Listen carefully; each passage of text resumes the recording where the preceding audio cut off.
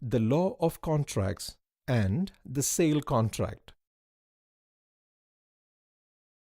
What is a sale? A sale or bay'ah happens when two parties exchange a thing of value with either another thing of value or cash with mutual consent. A sale, aqd al-bay'ah, may be in the form of cash, credit, or a forward sale.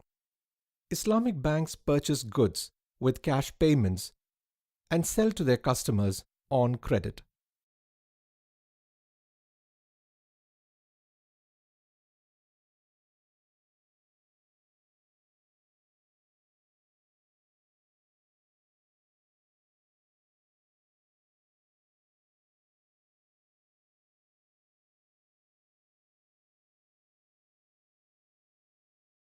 Islamic law of contracts. The contract law is laid down by the Holy Quran and the teachings of Prophet Muhammad, peace be upon him. It is further elaborated by Islamic jurists. The two underlying rules of any contract would be prohibition of riba or interest and prohibition of gharar or absolute uncertainty. Binding and non-binding contracts. Sale or bay'ah and lease or ijara are binding contracts. Partnerships and agencies are non-binding contracts. Let's understand the nature of such contracts. Binding contracts. After a sale is executed, none of the parties involved can cancel or amend it unilaterally. This is irrespective of upward or downward movement in prices. If prices increase during the year, Rashid cannot ask for a higher price or cancel the sale. And if prices fall, Hamid cannot back out to avoid the loss. Similarly, an ijara or lease cannot be terminated before the agreed time without the mutual consent of both the parties.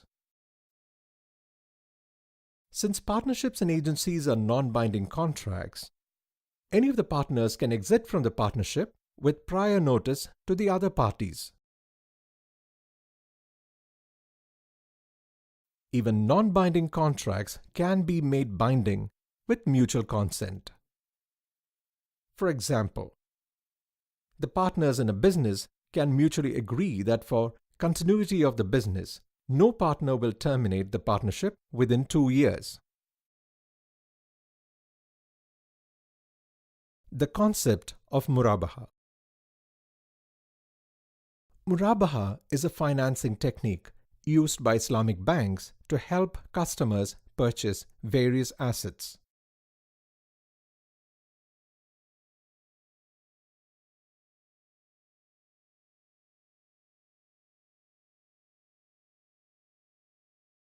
Salman, a marketing executive, is shopping for his first car.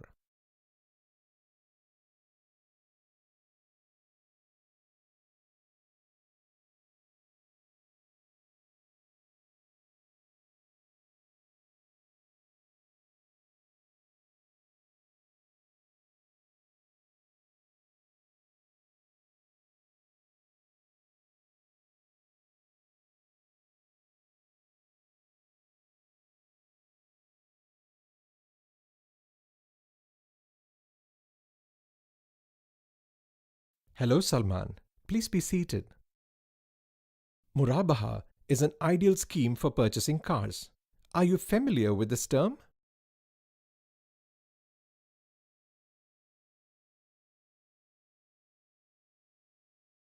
In its pure sense, Murabahah has nothing to do with financing.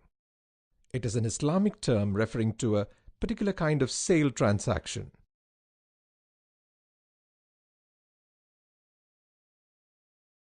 A normal sale transaction in Arabic is called bay'ah musawwama. In bay'ah musawwama, an item is sold at a price on which the buyer and the seller agree after bargaining without mentioning the actual cost incurred by the seller.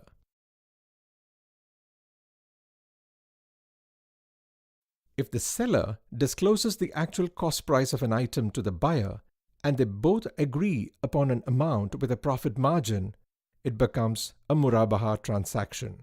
The word Murabahah is from rib, meaning profit. Suppose you want to buy a commodity, but you're not in a position to buy it directly, either due to lack of expertise or due to shortage of funds. You can then buy it from us on a Murabahah basis. If I sell you the commodity after disclosing my profit in the sale, it is a Murabahah transaction. In Murabahah, payment can be made on the spot or on a deferred basis. If the payment is deferred to a future date, it becomes Murabahah Muajjal.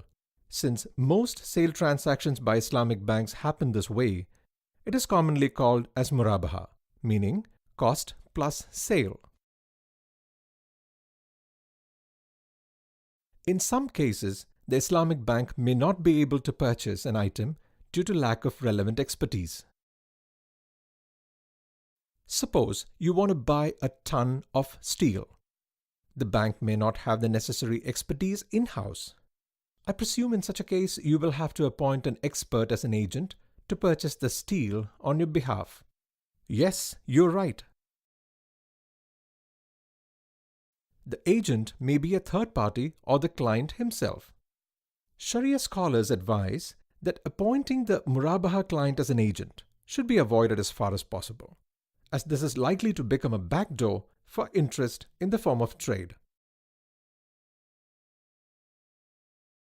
Remember, Islamic banks engage in buying and selling. Financing is merely a byproduct of a trade transaction.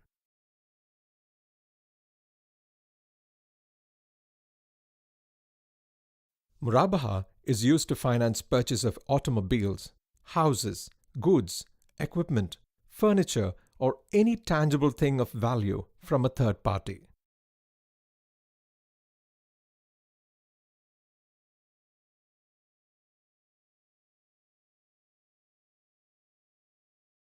The bank may purchase a car from the showroom and then sell it to you on a cost plus sale basis. This is called Murabahah to the purchase orderer.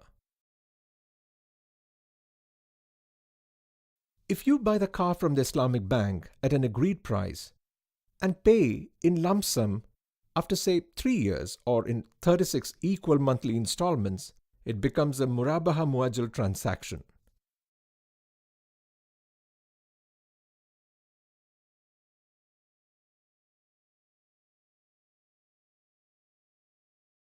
The marked up price in a Murabahah transaction will depend on several factors, but generally it is marked to the market. Since we are in business, we cannot afford to be less competitive. However, Islamic banks do not charge more than the other banks and their prices are competitive. Also, unlike in a conventional mortgage, in Murabahah there is no question of riba involved at all. That is why Murabahah is such a popular mode of financing. The process of a Murabahah transaction. There is a logical sequence of events with relevant documentation. Here are the steps required to carry out a Murabahah transaction. Since you have decided on the car model, apply with us for purchase of the car. Specify the make, model, and the price of the car, and by what time you intend to settle the payment. Since the payment is deferred, a credit evaluation has to be made. We need to know your income and probable cash flows to determine your repayment capacity. We will both agree on the profit margin to be loaded on the cost of the car. Since the Islamic bank will purchase the car based on your application, you will make a promise to the Islamic bank to purchase the car once the Islamic bank has purchased it. You will have to make a down payment to show that you are serious about this transaction. This down payment may be in cash or some other liquid asset. This is normally about 10 to 15% of the cost of the asset. In case you dishonor your commitment to purchase, the down payment will be used to compensate the bank for actual loss to the bank, if any. The bank will then purchase the car and pay 70,000 dirhams to the dealer. The dealer will then transfer the ownership to the bank. Once the bank takes possession of the car, you will sign a sale contract whereby we will sell the car to you at an agreed marked up price. That's the contract price. You now have your car and you will be indebted to the bank to the amount of the marked up contract price. Since the payment for the car is deferred, you will sign an agreement on the nature of security for the credit. In this case, it can be the car itself that will be mortgaged to the bank. Alternatively, the security may be from your existing assets, or the bank may ask for a guarantor who will be liable to pay in case you default. The security or collateral may also be any combination of the above, as we may mutually agree.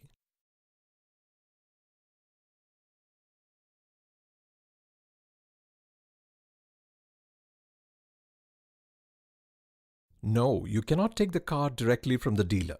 In Murabahah, the item has to be in the possession of the bank before being transferred to the buyer. If there is a loss or damage to the car after the bank has taken its possession and before its sale to the client, the bank will bear the loss.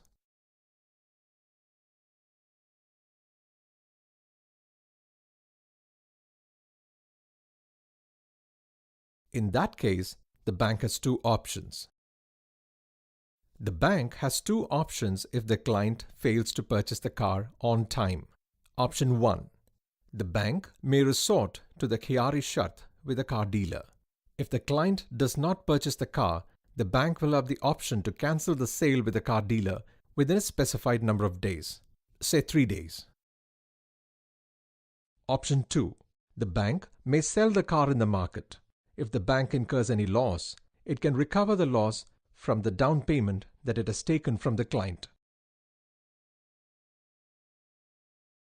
The concept of Tawarruq. There are times when you're faced with a genuine need for cash. While you can buy a car through a Murabahah transaction or lease a house through ijara, what would you do when all that you want is just cash? Tawarruq, or commodity Murabahah, is a Sharia-compliant financing solution designed to help you with the liquidity you want. Let us look at one such example.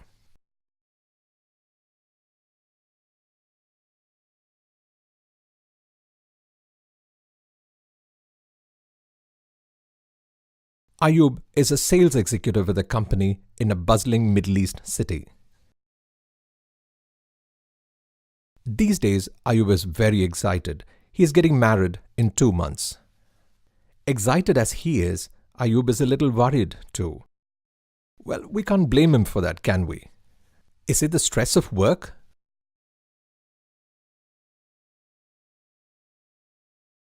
Aha, that's enough reason to worry about. Looks like Ayub is in trouble.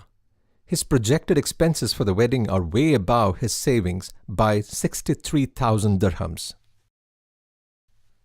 Ayub decides that it is time he consulted Mr. Omar, the CSO of the Islamic Bank, about his predicament. Maybe Mr. Omar will have a solution. So what can I do for you, Mr. Ayub? Mr. Omar, I'm getting married shortly, and I think I might have to borrow some cash from the bank to help me meet the marriage expenses.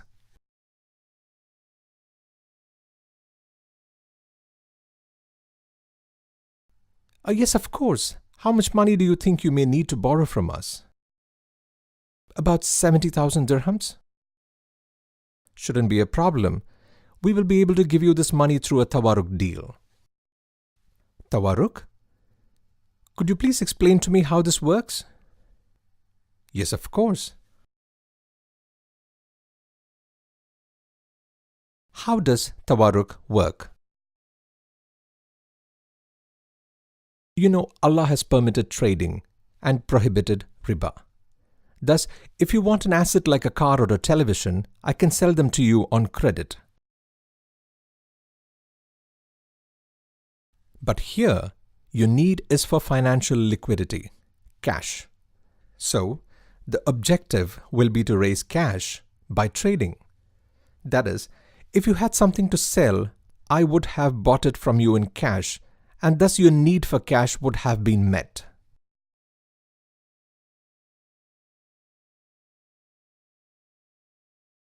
But again, you do not have anything to sell, do you? No, I don't. Let's look at a hypothetical situation. Now, you want cash of 70,000 dirhams to help you meet your marriage-related expenses. Let's say you have two friends, A and B.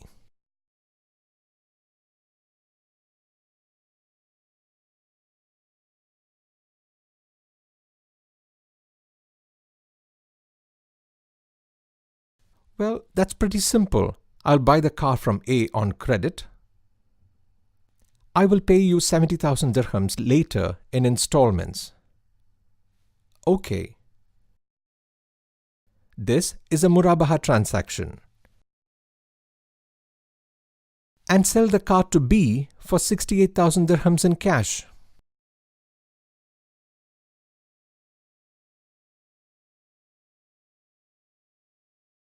Yes, now you have the funds that you wanted. All you did was to trade, and so the transaction is in compliance with Sharia. You will have to bear some loss, but you will also have benefited by getting the money for your immediate use, which can be repaid in future. Tawarruq raises liquidity by way of permissible trading. It sounds so easy. Is this how Tawarruq works? Yes, that was indeed a Tawarruq transaction, but there are some rules that you will have to follow.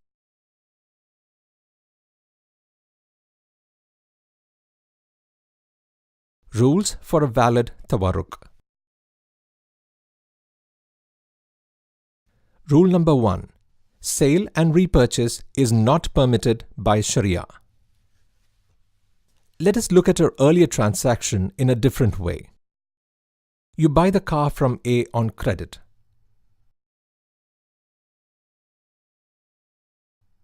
Then, instead of selling it to B, you sell the car back to A for cash. This is a case of sale and repurchase which is not permitted by Sharia.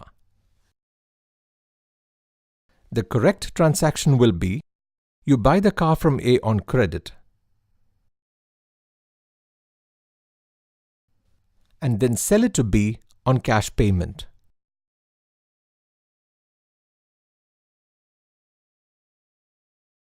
Rule number 2. There must not have been a prior arrangement between the three parties. Rule number 3. There must be an interval between each purchase and its subsequent sale. This is to expose the parties to price risk. Gains from the transaction should be a reward for risk borne. For Sharia compliance, it is necessary that actual purchase and sale should take place along with transfer of ownership and related risks. So as I said, I need about 70,000 dirhams. How do we go about it? Rules governing a Gard transaction. 1. Both parties should be legally capable of entering into the contract.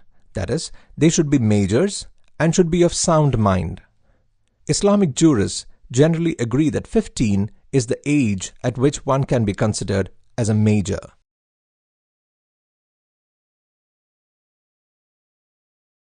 2. The offer or ijab and acceptance or qabul must be clearly documented to avoid any conflict in the future. 3. 2 witnesses must sign on the contract to avoid future disputes. Do Islamic banks give Qard al-Hasan to all those who approach them? No. Islamic banks manage the hard-earned money of their customers. We cannot give virtuous loans freely, as we are managing others' money.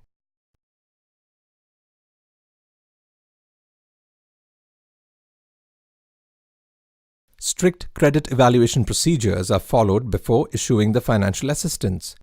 The borrower is required to put up some security for availing a Qard al-Hasan.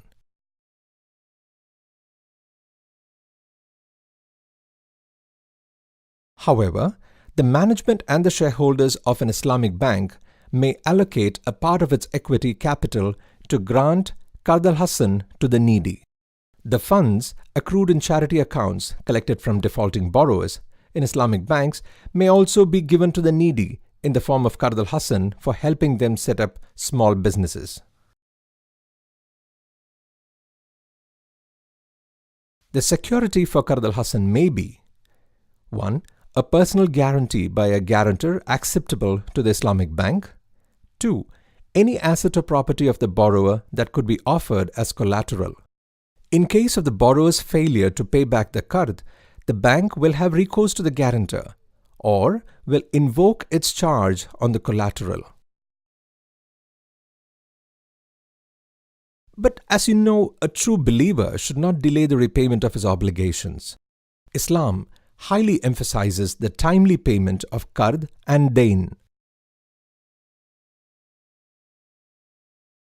I hope there will not be any early demands for repayment of the qard before the due date. Although Sharia allows a lender to call back a qard before it has become due, it is generally discouraged.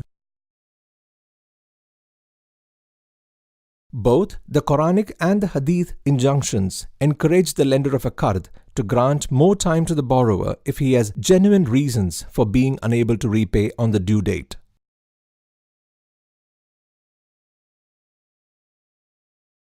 I have heard that some borrowers give a gift to the lender when repaying a qard. Is that true? It will be clearly stated in the qard agreement that there will be no extra payment.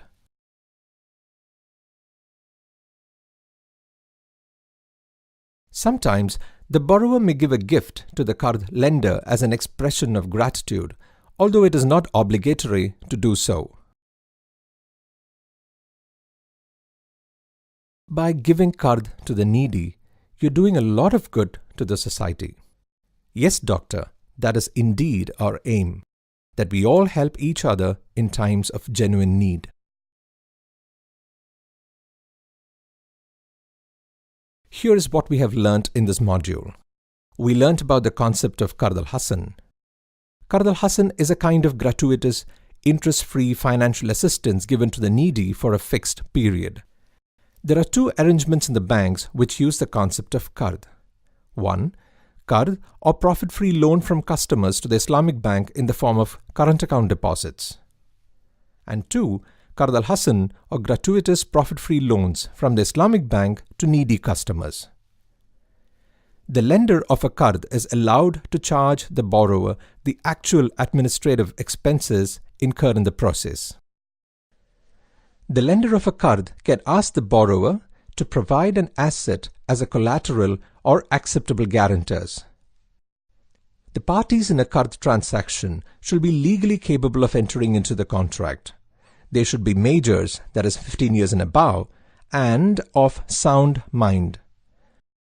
A lender of a qard can make an early demand for the loan from the borrower, but this is generally discouraged. The Quran and the Sunnah encourage the implementation of Qard al-Hasan in the society. You may now reinforce your learning by going through this topic in the illustrated textbook and check your comprehension of the subject by attempting the questions in the workbook. In the next module, we will learn about another tool used by Islamic banks for raising deposits, called Murabahah. The concept of ijara. Ijara is a popular technique of hiring or leasing in accordance with Sharia principles. Mr. Arshad, a successful young executive, is planning to build a villa. Engineer Rehan is designing and constructing Mr. Arshad's villa. Arshad is hiring the labor or expertise of Engineer Rehan. This is one kind of the popular concept of ijara. Ijara is an Islamic term that means to hire or lease a physical asset or services against the payment of agreed rentals or wages. Ijara is used for two different situations: to hire the services of a human being and to lease a physical asset, hiring of the usufructs or benefits of assets. Usufruct means the legal right to use and enjoy the advantages or profits of another person's property. Let's take a look at ijara to hire the services of a human being. Arshad, the employer, is called the mustajir, one who takes the services on hire. Rehan, who is employed, is called the ajir, or one whose services or labor is hired. Rehan starts to build the villa. Based on the progress of the construction, the mustajir pays the wages or ujrat. Very soon, the villa is completed. Arshad now wants to lease the villa out to his friend Ali. Arshad, the one who gives his asset on lease, is termed as mujir, or the lessor. Here Ali, the person who takes the asset on lease, is called mustajir, or the lessee. This is a direct lease between Arshad and Ali. Ijara in banking. Ijara is a mode of financing popularly used by Islamic banks.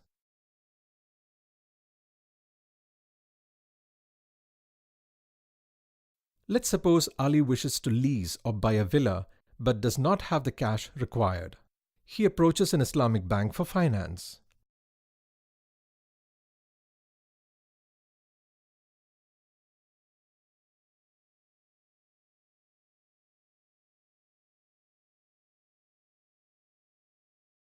Ijara may be defined as an arrangement under which the Islamic bank leases the use of equipment, building, machinery, or other fixed assets that cannot be consumed. Under ijara, only those items whose original form or structure does not change with use are leased. The lease is for a specific period and for a specific rent.